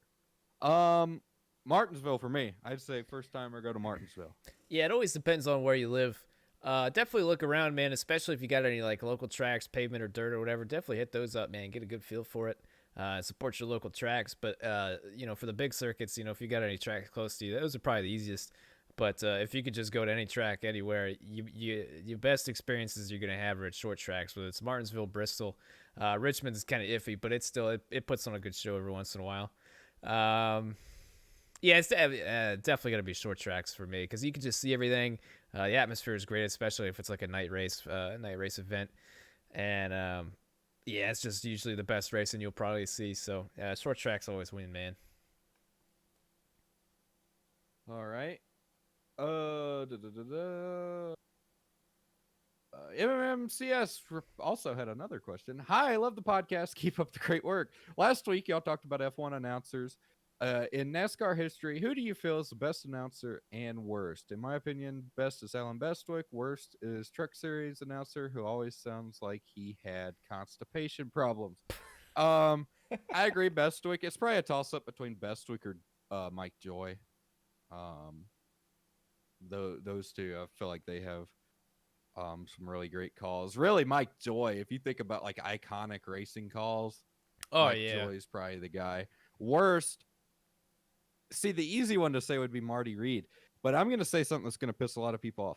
I will say Cup Series Rick Allen is probably my least favorite. He was great in the trucks, but he fucking sucks as a Cup announcer. Yeah, it's weird to say that because it's like, what the hell's different? But Rick, man, he tries way too hard. I think. Yeah. I think that's what it really boils down to. He just it's like the whole crew just tries way too hard. My worst is easily Vince Welch. That guy is awful. Yeah, I was gonna add him. Yeah, Vince Welch. I'm sorry, I hate to be that guy, but it's like, my God, Vince Welch is awful. He should be calling golf somewhere on a fucking beach. No, he couldn't even do that. Like, he's not even that great of a pit reporter, man. That's the thing. Like, I don't understand how you can be that bad and still end up with a TV gig. Because, like, obviously there's somebody out there who would do the Truck Series. You know what I mean? Like, it shouldn't be that hard to find somebody that they're just stuck with Vince Welch. His random emphasis. A collection or whatever he said that time at Talladega. Yeah, collection. And we're going to commercial. We'll be back. I was watching the truck race today. I missed most of it, but the Kansas, and he was trying to explain something. I shouldn't even brought it up because I don't know what the hell he was trying to say, but it's like he couldn't figure out what he was trying to say either, and he just started stretching it, and he was really trying to make sense so the other two would pick it up and continue it, but he was having a rough I don't know, man. Vince is just a goofball, man. He sounds like he's having a heart attack every time he tries to get himself excited. He doesn't have that natural oomph. I don't have a best commentator because I feel like a good portion of being a good commentator is having that, crew around you like the other two. Any group of guys, 2 or 3 that just have that good chemistry and it just calls the race naturally, man. You see what you see, you analyze it, you talk about it, but Rick, man, he just tries too hard. He tries to just really get everybody fired up, and I just imagine everybody is sitting at home watching their couches, half asleep, just like not giving a shit. I mean, I like Rick, and he was basically my childhood on speed with truck races. He was like, that was peak NASCAR for me. Rick Allen on like Friday, Saturday nights with the Truck Series, dude. He was a legend, and that was back when he was a meme too. Do you know where it really went downhill for Rick Allen is when his kids told him that he was a meme, and he stopped doing all the meme stuff, like problems. Mm-hmm. That's where it all went downhill. Now he just tries too hard not to be a meme, I guess, and he ends up being a bigger one. So I don't know, man. Rick, if you're listening, we love you. Great voice. Just chill out, man. Just call the race. All right. I don't know what it's like being a commentator worth the damn, anyways, but take our advice. I don't know. Oh man, oh man, oh man, oh man. All right, 2 more. Ethan Straight writes, "Hi Cozy and Moonhead, love the podcast. So there's a rumor going around NASCAR Twitter with the image below from Wikipedia about the next gen car going away from the traditional gas cylinder canister and replacing it with a clamp on refueling hose similar to the ones used in IMSA. What are your guys' thoughts on this?" The image is just basically what he said. It's from an article or a Wikipedia article. I haven't heard anything about that. I'm not a mechanic, so I don't really know what the fuck it means. I know what they mean about the little hose coming over the wall. I'd prefer not to see that because I like seeing the big gas man go out there and plug the thing in there. Yeah. But it's not going to make me not watch. Yeah. I'm the same way. It just reminded me, it's just another little thing that changes. And you remember the catch can man? Yeah. That was the least important fucking job in all of NASCAR. But somehow it was just Well, a NASCAR unless thing. you needed a wedge or something, Well, then he was the all most right. important. All right, but you know what I mean. Anyways, they got rid of the catch can man, and it's like nobody really gave a shit. But it's like, man, you miss a taste of the catch can man. I feel like it'd be kind of the same way. Nobody's really gonna give a shit, but it's like it's another one of those things that you're like, man, NASCAR used to have these things, and now they don't, and these don't impact anything whatsoever. But man, I just miss those times. At the end of the day, did the catch can man even like really need to be out there? Because like they spill so much fuel anyway. You know what I mean? Like, I was gonna say the one thing that I guess would change is that I would imagine it'd be a lot easier to fuel then, so then you wouldn't have drivers like, oh, we only got it, so full. That happens when they have a lot of spillage or whatever. They miss the hole or whatever. And they fucking they drop a bunch of fuel and they don't get it full by the time the 4 tires is done. And yeah, so there you go. I don't know. He said, P.S. Moonhead needs to make a podcast called the Moonhead Report. Yeah, I talked about it after I did my Saturday or my solo episode where I just rambled. I may do it. I don't know. I'm kind of going crazy, so I probably should. Brian Green has the last question. In your opinion, what is your greatest iRacing victory? I don't really have one because I don't win a whole lot of like cool shit. I won a $500 to win race when I was like 14 years old, and that's kind of my claim to not really claim to fame, but that's my biggest one because I won a lot of money. Oh hell yeah! But other than that, I don't know. I won the. I think I won the second. Did I win my heat race or I won the second round? Like last round of the qualifiers for the Starcom Talladega event. I won that. That was pretty cool. Oh hell yeah! I don't even remember that, to be 100% honest with you, but congratulations. There were the 2 heat races. I don't think I won my heat. I think I won that secondary race. No. I won my heat race, and you won the secondary race. I think. Oh me and Harry got yeah. sent to the back. Or I know whatever. what you're talking about now. Yeah. I think I won my heat race or something. I don't know. It wasn't that big of a deal, but it was pretty cool. I will say there have been some like cool things where both Starcom things actually. Me and Cozy finished 1-2. Yeah. I finished decent in some cool things, but I don't really have like a great iRacing victory, and probably won't get one because I'm pretty much done racing aside from the Barstool League. Yeah, it's not worth it. It's not. I do want to. If Vargas, I need to get on Vargas's ass. I need him to do another truck night in America or whatever, so I can try to qualify. Yeah, if I could qualify and finish okay, like I would probably just end it on that, and never try to race another cool event again. Yeah, I meant to ask him about that. I forgot. I don't know if I told you about this. I saw him at IRP, and we sat there and talked. He was coming from the big track a couple weekends ago when I was in Indiana, and he was. We met up there in the grandstands, and we talked for like a couple of minutes right before, because the race was getting ready to start. I should have fucking asked him about the because I think he mentioned at some point they were doing another one, but man, after the first one, dude, I had a great time, and it was a huge day for me and my channel. But fuck, man, I don't know if I want to do another one of those, man. Just the stress of trying to qualify your way in with like some of the best of the best there. Fucking, I don't know, but I hate those like situations. I mean, I get the nervous poos, and I don't know, I just don't like all that pressure. It's fun to just go out there and race and some other normal thing, but it was really cool to, be part of it, I guess. I don't know. But what was even the question? What is your greatest iRacing victory? Ah, fuck. I don't have any like my wins. I don't have any like big wins. The only cool wins that I have are because they were cool. Like they were in cool fashion. Well, I guess. yeah, if we're talking like that super speedway trucks after DXT when they did super speedway trucks, and I went on that losing streak, and you pushed me up to the front, and everybody behind me wrecked, and I went up to block you, and Dan pushed you through me, and I went through the grass and saved it and still won. That was pretty cool. I could have won that race so easily, but I fucking stayed back. No, Dan took care of you. No, I know, but that wouldn't have happened. Trust me. I was trying to. I remember fucking. I was trying to work with you to try to get you out front, and get you fucking wings. I remember you're in a slump there for a while. Yeah, it was bad times to be Moonhead, but yeah, that was a pretty cool one. One that really has stuck with me was the Starcom Darlington race, where me and you were the only two on the lead lap, and you won, and I had a completely wrecked race car and still was the other car on the lead lap. Mm-hmm. I had gotten junked like 4 times by I forget who. I think all of them were Starcom employees. But yeah, and I still finished with it. So that was pretty cool. But yeah, I don't know. Cozy has some cool wins. Do I? I don't have a very good memory for that kind of stuff. I really don't.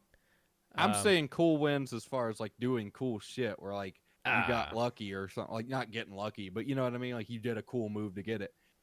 Yeah. Yeah, obviously the Starcom stuff was cool to do.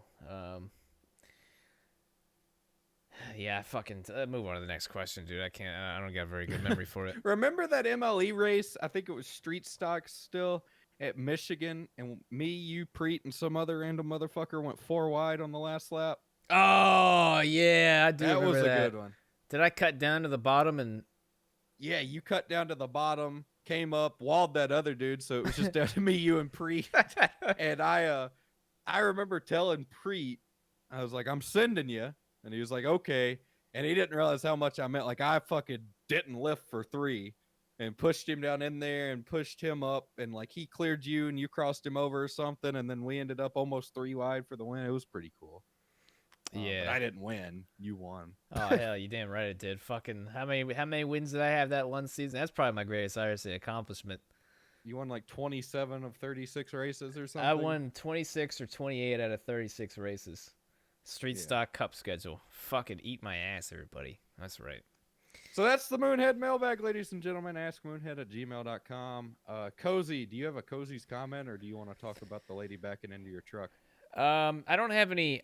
To be honest with you, I always read the comments as they come in, but I didn't pull it up beforehand, so I don't.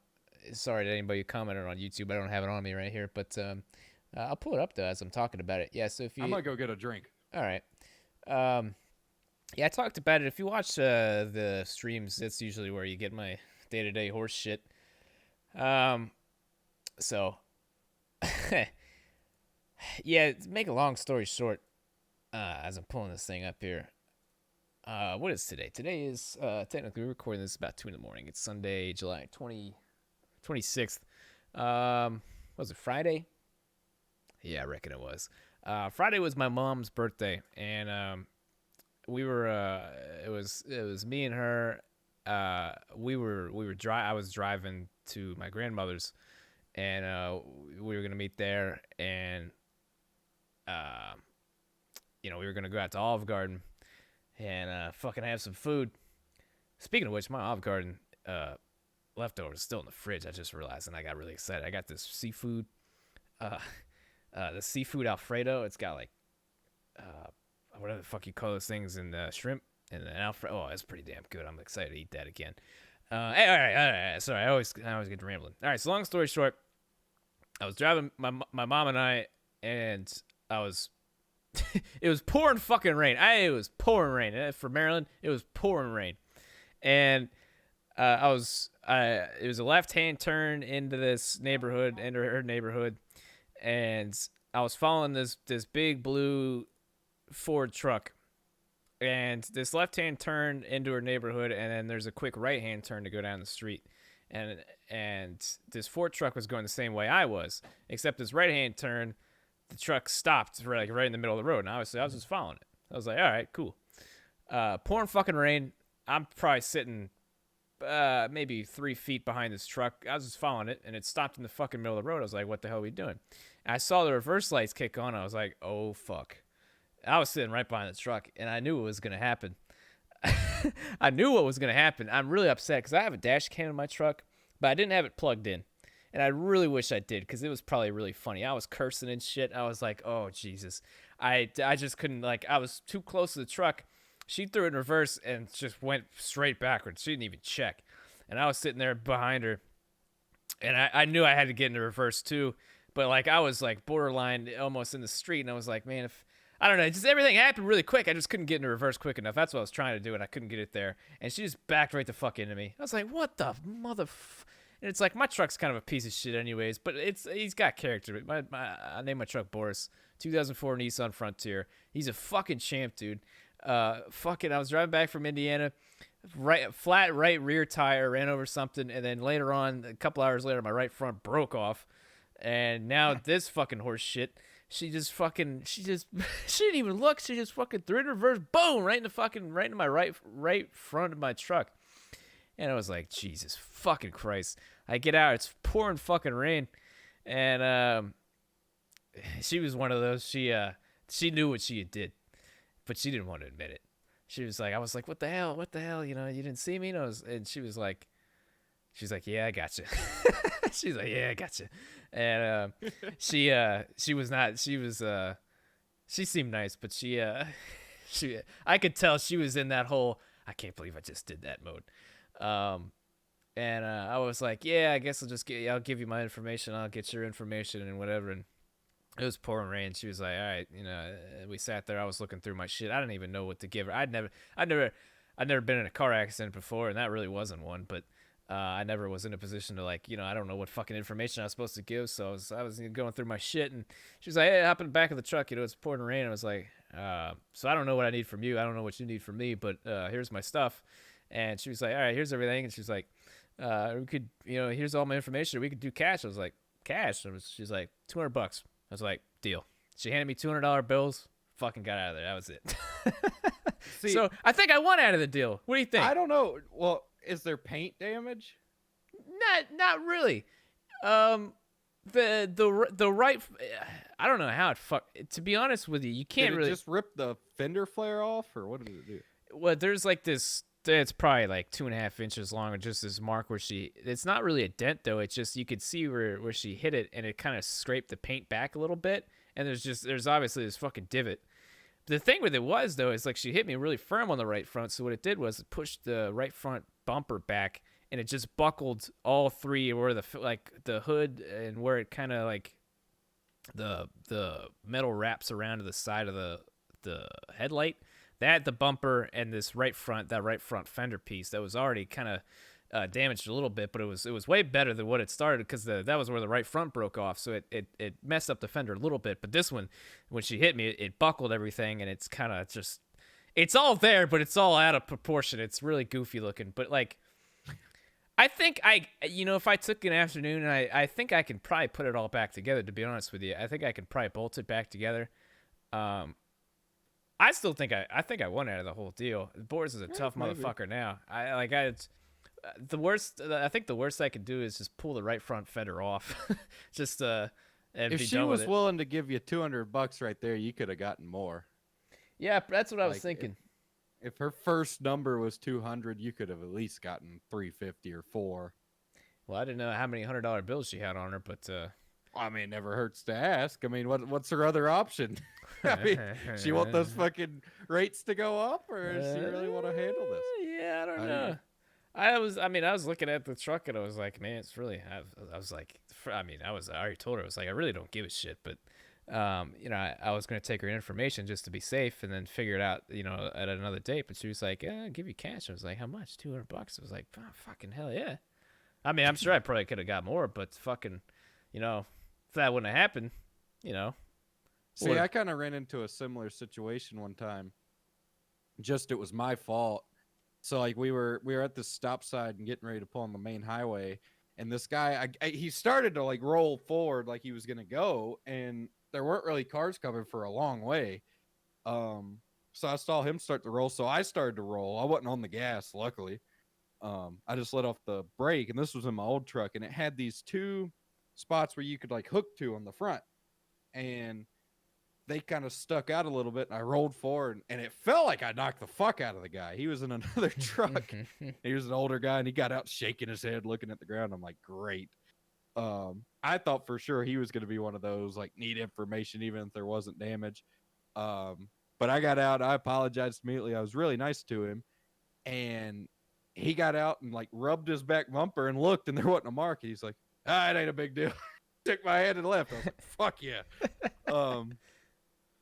But yeah, other than that, I've never, knock on wood, I've never really been in anything like that. I've been in the car when it happened. When I was real little, somebody knocked the fuck out of the person behind us and knocked them into my mom and me.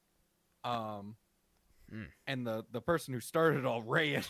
Oh So boy. my mom had to get the information from the first guy, and then I think the cops ended up coming, but we were free to go because we were just kind of collateral damage or whatever, and it wasn't our damage wasn't even that bad. But he got the hell knocked out of him in the back.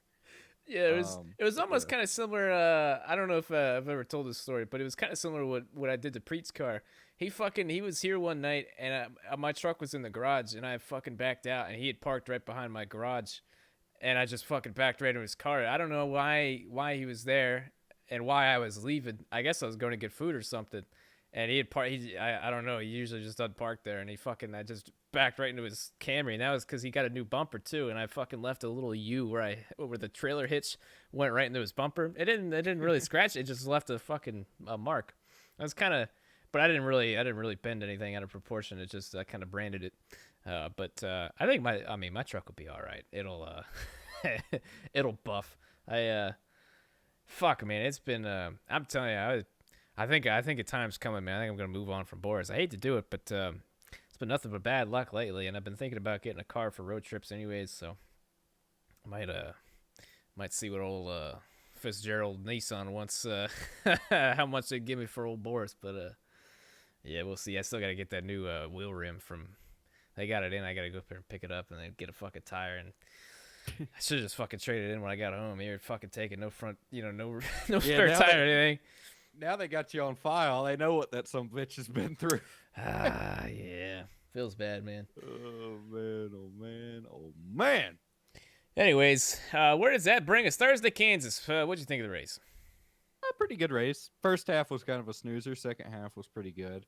I feel like Kansas is really good once the sun goes down, and that was kind of the case here. So once it got nighttime. It's a 2019 package. It's really about the only place it does good on mile and a half is those grippy, when the lights go down, or when the sun goes down, lights come on, those grippy mile and a half. So, yeah, it's about like how it usually goes, especially with this package. But yeah, Kansas is definitely one of the better mile and a halves now. It's a nice little multi-groove track. It's one of the I think it's the only repave now in the last however many years that's actually outside of like Watkins Glen. It doesn't make it's no difference there. But I'm not gonna say it's no different, but obviously it doesn't change the racing really.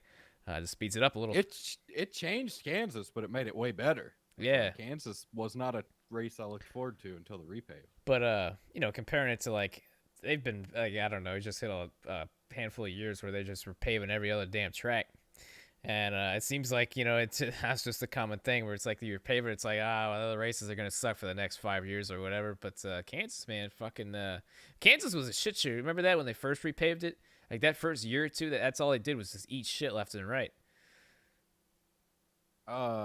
Yeah. And I remember that streak of Kyle Busch every year they went there. Yeah. He would eat shit. Yeah. I remember that one crash that was in a slow-mo. It was a slow-mo video they used in NASCAR promos for years after that. Him and Logano. The head-on collision or whatever? Yeah. But yeah, I mean, to be honest, I really don't remember a whole lot of the race. I remember Quin finishing good, I'll tell you that. Yeah. I gotta pull up this results in grid. Ryan Priest fucking knocking the inside wall down. I remember that shit. That was fucking wild. What a cool ass though. He got out there, just fucking almost flipped because he hit the wall so hard. Got out, put on his mask, and he was pissed. I loved because when I saw the wreck, that was one of those wrecks. As soon as he started going towards the inside wall, you knew he wasn't slowing down. I guess he just kept his foot in it. And you could tell when somebody's gonna hit the inside wall hard, and I knew he was about to fucking smoke the inside wall. Yeah. And he hit it, and NBC did the oh shit cut to the aerial shot thing. You notice that? That's the go-to. That's the broadcast starter pack. Oh god, this guy might be dead. Let's go high above. Unless you're Ryan Newman and gonna get the drone footage of you getting cut out of the car. Well, yeah, that and the cameraman that day zoomed in on the flames. He was there for it. Yeah, he saw that oil dropping out. He wanted his Emmy. Yeah. But anyway. Got to be a Michael Bay film. Yeah. He's going to send that shit in as his resume. They cut to the radio, and you just hear him go, fantastic. Yeah. I don't know why it was so funny to me, but that was great. Yeah, what the hell, man? What happened to Ricky Stenhouse? I remember something happened. Electrical, that's right. His car caught on fire, right, during the race? The inside, he had some sort of electrical problem inside the car. I was just looking at the race results. That's I guess the only reason why BJ McLeod didn't finish last. Um, oh man, yeah, he had a rear gear problem. That's what that's what his status is listed. Um, yeah, okay. Yeah, there's a lot of shit, man. Fucking Joey Gay's got a top 30. Hell yeah. What happened to Jimmy Johnson? That's one thing I don't remember. Remember he was in the Matty D, and fucking Logano broke, hit the wall, and then Oh yeah, Johnson gets sandwiched trying to miss it. yeah. He's listed as DVP, and I don't know what that stands for. Yeah, I don't know. I know he didn't meet minimum speed. Damaged vehicle Oh, policy. That's what yeah, it was. there it is. Okay. Yeah. Ran out of time on the crash clock and still didn't meet minimum speeds. Yeah, all right. I got you. So, damn. Austin Dillon picking up on his performance from last week, P27. I guess something happened to him. Garrett Smithley beat him. So Quin finished P24, man. I was very proud of him. Next car in front of him was Christopher Bell. Fucking JJ Yeley, dude. Let me tell y'all something. JJ Yeley's been on it, and nobody gives a shit. Nobody's paid attention, but look at them fucking JJ Yeley stats. I don't have him on me right now, but he's been fucking killing it in that Rick Ware racing car. I don't know what they figured out that all the other Rick Ware racing cars haven't, but fucking JJ Yeley, man. Low key, he finished 22nd there, and honestly, he's been faster than Quin. He's been like one of the top backmarker teams for a handful of weeks now, and I don't know why. Fucking JJ Yeley though, that's what I'm telling you, man. It's always fucking Swerve's had a great run too. He finished 18th, and that was a lead lap finish for him too. That's like Swerve's, Corey LaJoy, and then depending on if JJ Yeley's on it, and throw Quin in the mix. Like the 00, they're those are like usually the top teams for the most part. It just it kind of fluctuates every once in a while. Somebody has a bad runner, especially the smaller teams like that. They have problems. But I was really happy with Quin, man. After bouncing back, he beat Balicki, he beat Garrett Smithley, he beat Joey Gase, beat Brennan Poole, Reed Sorensen, Timmy Hill, McLeod, and of course a lot of those guys probably had problems throughout the race. But it's like those are the guys Quin's got to beat.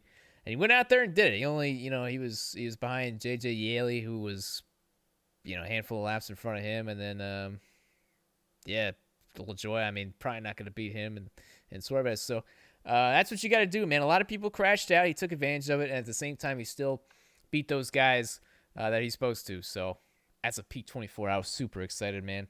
And we're trending back in the right direction. Like Corey LaJoy said, you got to stay off of television.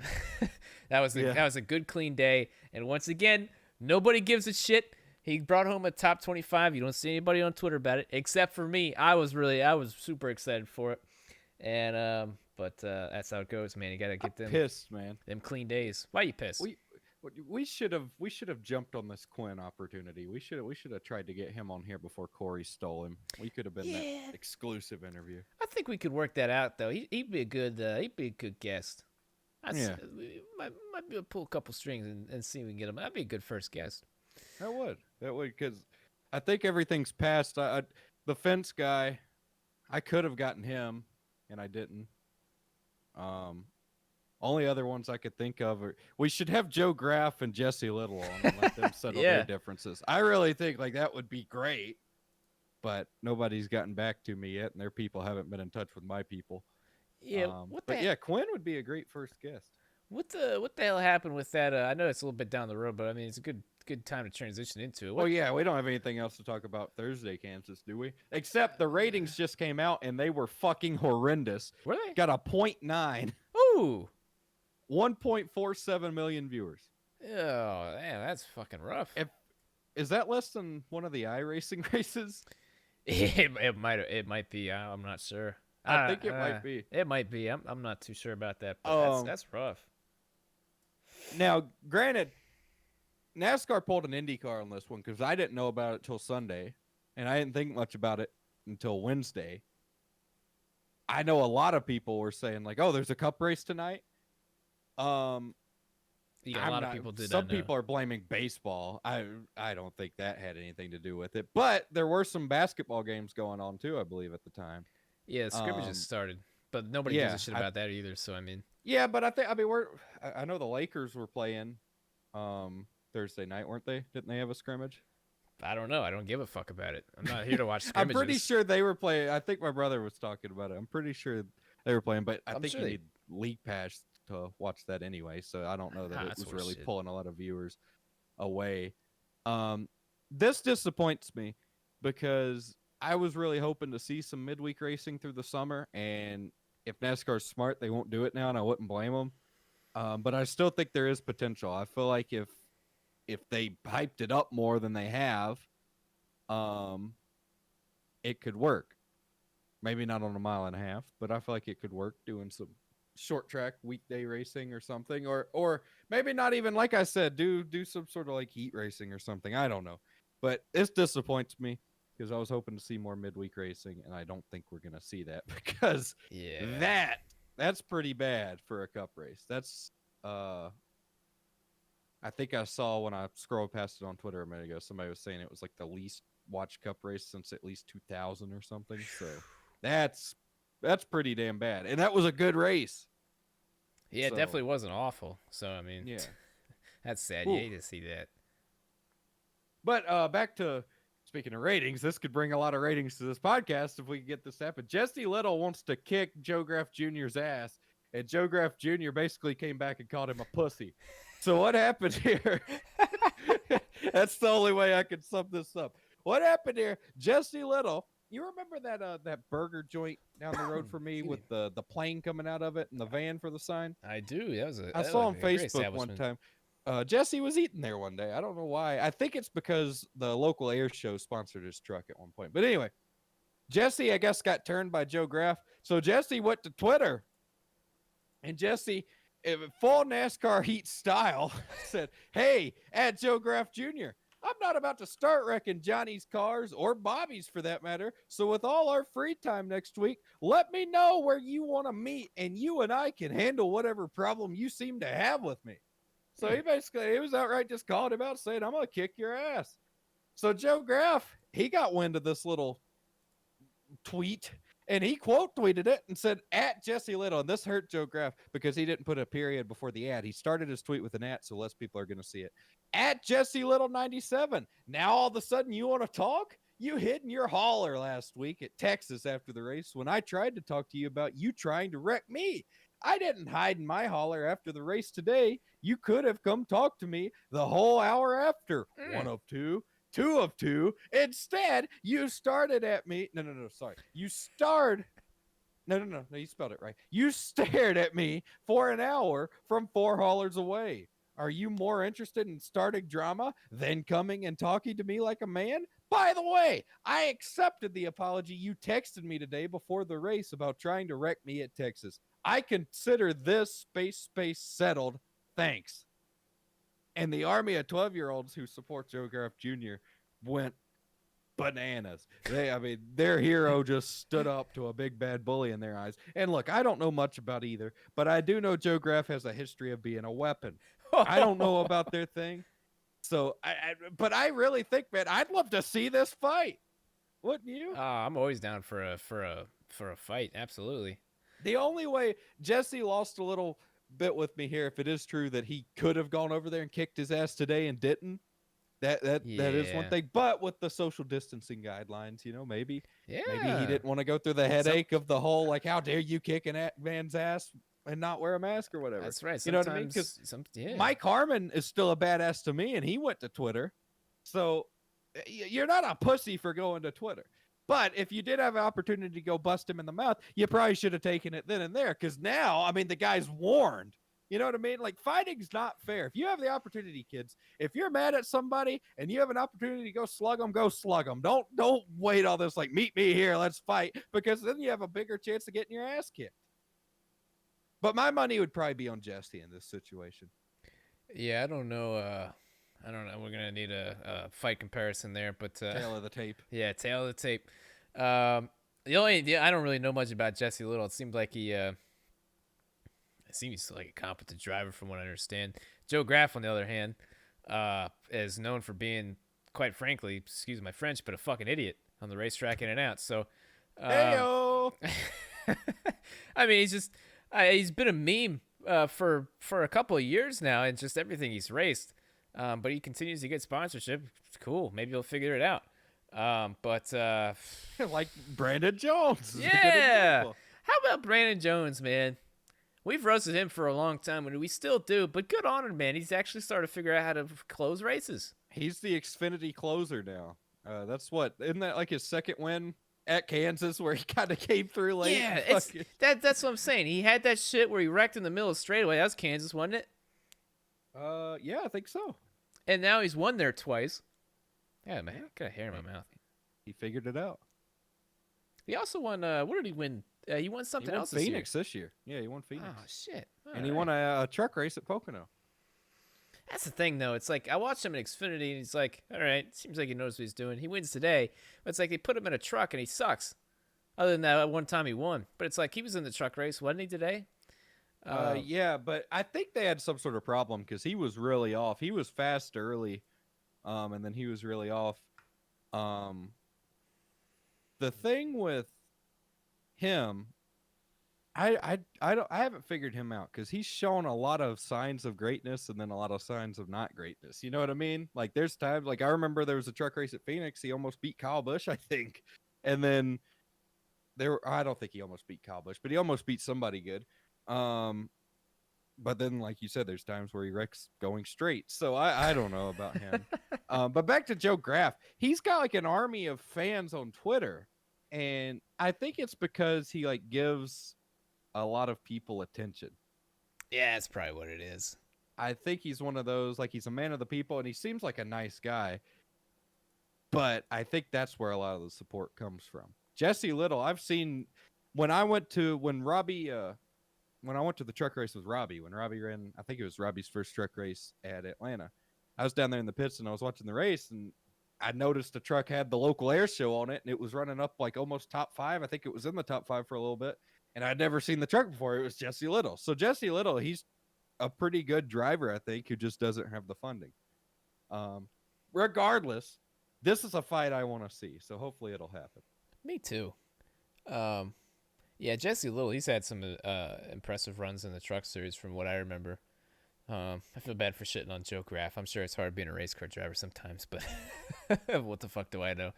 But yeah, I mean, that still stands. He's been a meme for a while now, but it seems like he's kind of calmed down the Xfinity series for the most part. I remember he was really slow at Bristol, one of the Bristol races they did.